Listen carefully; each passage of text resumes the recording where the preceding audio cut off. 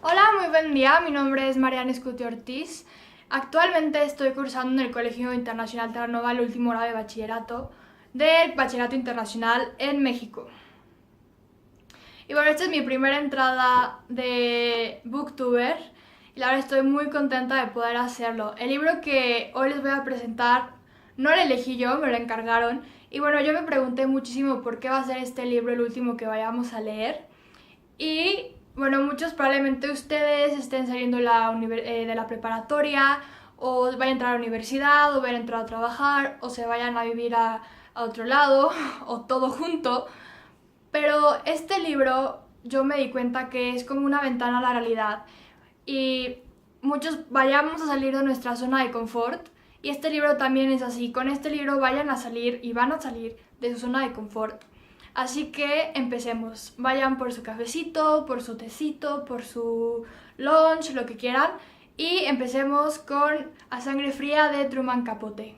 Hay un maestro budista que de verdad a mí me encanta, me fascina, que se llama Thich Nhat Hanh, que dice que el verdadero problema está en ver la realidad tal cual es. Y hoy veremos un caso real que les aseguro que los va a dejar pensando un buen rato. Pero antes que nada empecemos a hablar sobre Truman Capote.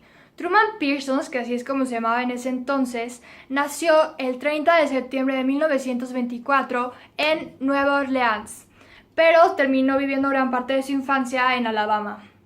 Él, de hecho, tuvo una infancia muy mala, muy fea, pero él empezó a los 8 años a escribir y en ese entonces ya fue como cuando empezó su nueva técnica, en la que consistía en escuchar y ver cosas que pasaban en la vida cotidiana y escribirlas de forma, combinando como lo real y lo ficticio. En pocas palabras le encantaban los chismes, pero como él decía era una forma, un estilo de ver y de oír. Con 17 años de edad, Truman Capote ya estaba súper instalado en Estados Unidos, en Nueva York, y empezaba a escribir la revista The New Yorker. Así también estaba empezando a introducirse a la vida de la alta sociedad en Nueva York y también a publicar. Empezó a introducirse a la vida literaria. Su primera obra fue titulada Otras voces, otros ámbitos, así como también Se oyen las musas y Desayuno en Tiffany's. Pero no fue hasta 1959 que fue mandado por la revista New Yorker a un pueblo se llamaba Holcomb, Kansas, a escribir sobre un hecho terrorífico que había pasado de un asesinato a 4 integrantes de una familia que era como una familia súper bien vista, que se llamaban la familia Clutter. Truman Capote no tardó mucho tiempo en darse cuenta que era una historia verdaderamente digna de contarse y ahí es cuando se le atribuye a Truman como el conquistador del nuevo periodismo. Aquí voy a hacer un paréntesis para explicarles qué es nuevo periodismo. Bueno, el nuevo periodismo replantea la forma de escribir noticias.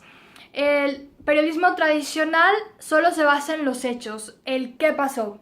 No sé, probablemente hayan leído en los periódicos que hubo un caso terrible de un accidente automovilístico en tal lugar y ya. Pero el nuevo periodismo no solo se centra en la noticia en sí, el qué, sino también en el cómo. Habla sobre los hechos y también abre una ventana, un panorama bajo qué circunstancias se llevaron esos hechos. Circunstancias como la vida de los personajes, cómo era la atmósfera, cómo se empezaron a desarrollar los hechos. Y ojo, por más hiperrealista que sea la noticia, que sea el proceso de la noticia, como es el nuevo periodismo, no significa que la obra sea totalmente real, como un reporte que le vas a dar tú a unos policías. No, no, no. Esto es ficción, es una obra literaria. Existe un prejuicio muy grande en esta obra que ya con el simple título nos queda clarísimo.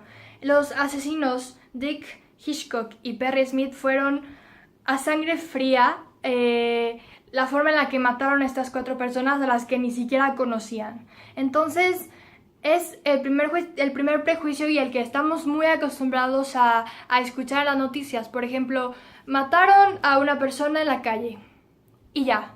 Entonces la obra nos va introduciendo al cómo nos asesinaron, por qué los asesinaron, la vida pasada de los asesinos y así uno no se puede dar un poquito más de cuenta como el panorama global de los asesinos y de las razones. Por otro lado, el narrador de la obra es muy importante que quede claro. Es un narrador omnisciente, quiere decir que está en todas partes. Pero el narrador omnisciente también se encuentra un poco frío, como que se mantiene en su personaje de periodista, ¿no? Pero también se inclina mucho a la vida de los asesinos, ¿no? Como que intenta inclinarse un poco a cómo fue su infancia, cómo fue su vida, que tuvieron una infancia difícil, pero esas son las decisiones que van marcando y van cambiando o intentan como cambiar ese prejuicio que les tenemos o que en este caso van a tenerles a los personajes, a los dos asesinos. Lo padre del nuevo periodismo es que te da la oportunidad de no juzgar tan rápido. O sea, te da la oportunidad de poder introducirte de tajo a un mundo en el que nosotros no estamos acostumbrados. Como es una vida difícil, como es una infancia difícil, como la familia repercute muchísimo en la vida de las personas, ¿no? Y también como sociedad que repercute muchísimo en la vida de las personas. Y que esas acciones se van acumulando hasta ocasionar un problema enorme o que termina ocasionando una masacre de personas que ni siquiera tienen la culpa de nada. Después de finalizar la obra y de publicarla, Truman Capote, terminó traumatizado. ¿Pero por qué? Esta fue el principio de su clímax glorioso, pero también el comienzo de su declive. Imagínense estar 6 años de su vida investigando casos así de escalofriantes, regresar a su casa y volver a su vida de glamour y de cangrejo fino, pues obviamente que le quedó muy marcado. Pero la pregunta de por qué quedó tan traumatizado, esa es la que se espera que ustedes vayan como comprendiendo a través de la obra. Truman Capote convivió muchísimo tiempo con uno de los asesinos. Le agarró mucho cariño, fue Perry Smith.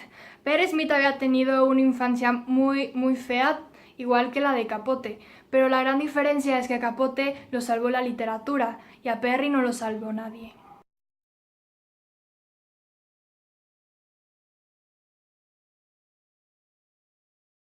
Espero que hayan disfrutado mucho esta nueva entrada, esta reseña literaria, y bueno, si ustedes también quieren echarle un vistazo a la realidad, no se pueden perder de A Sangre Fría.